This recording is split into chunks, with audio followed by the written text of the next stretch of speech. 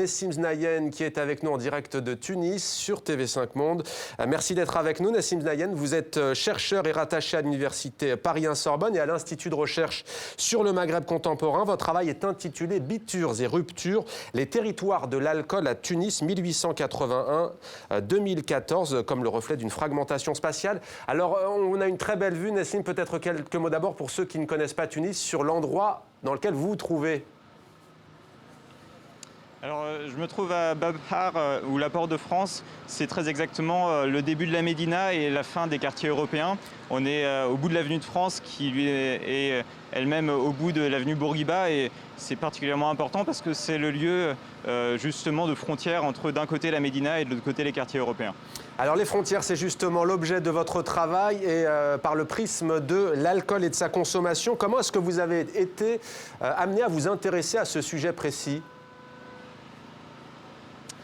Ce sujet précis, je m'y suis intéressé parce que je voulais travailler sur les gens, toutes les personnes et pas seulement les élites. Et la culture matérielle et la culture alimentaire en particulier m'intéressaient. Et à l'intérieur de cette culture alimentaire, il m'a semblé que l'alcool était une problématique particulièrement riche, notamment dans les milieux musulmans, ce qui me permet en fait de toucher à la fois la consommation d'alcool des élites, mais également de toutes les classes de la population. Je travaille plutôt sur la période du protectorat, mais évidemment je suis amené à faire des liens avec la période actuelle. Alors justement, concernant la période actuelle, quelles conclusions tirez-vous de vos travaux ? Tout d'abord, il y a évidemment une fragmentation spatiale à l'intérieur de la ville de Tunis entre des quartiers où on consomme de l'alcool et des quartiers où on n'en consomme pas. Ça paraît assez logique pour ceux qui vivent à Tunis de savoir que dans la Médina, on consomme moins d'alcool que dans les quartiers européens. En tout cas, il est moins facile d'y trouver de l'alcool. Mais après, moi, ce que j'essaye de montrer, c'est que justement, cette séparation, cette fragmentation entre la Médina et les quartiers européens est en fait à nuancer. Parce que d'un côté, on trouve de l'alcool dans la Médina, dans certains quartiers, par exemple les quartiers de la prostitution, la rue Zarkoun, la rue Sidi Abdelhagesh. Et puis de l'autre côté, il y a des moments dans les quartiers européens où on trouve moins d'alcool, par exemple le vendredi ou par exemple pendant la période de Ramadan, et donc où la frontière, la fragmentation entre les quartiers de la Médina et les quartiers européens est moins forte à ce moment-là.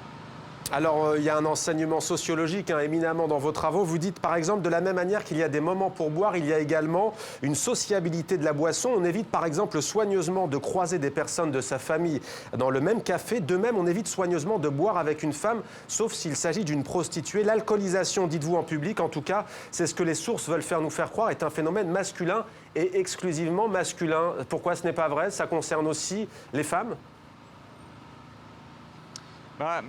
Vous savez, en histoire, les sources, justement, veulent mettre en lumière certaines choses et ne gardent que une certaine forme d'alcoolisation. L'alcoolisation publique, l'ivresse publique, elle est essentiellement retranscrite à travers des témoignages masculins. L'alcoolisation féminine est plus difficile à cerner, aujourd'hui aussi d'ailleurs, parce que lorsqu'on va dans un bar de Tunis où on consomme de l'alcool, notamment dans les quartiers européens, en général il n'y aura que des hommes. Comme je vais le montrer dans le colloque sur les villes arabes de jeudi prochain, les seuls moments où les sources admettent qu'une femme puisse consommer de l'alcool en public, c'est lorsqu'il s'agit d'une prostituée. En tout cas, c'est très clair pour la période du protectorat. Alors le protectorat, l'époque contemporaine également, on va sûrement vous poser la question, Nessim Znayen, jeudi prochain lors de ce colloque. Est-ce que les lignes ont bougé en Tunisie, à Tunis, la capitale, depuis le départ de Ben Ali, s'agissant de cette fragmentation des territoires ?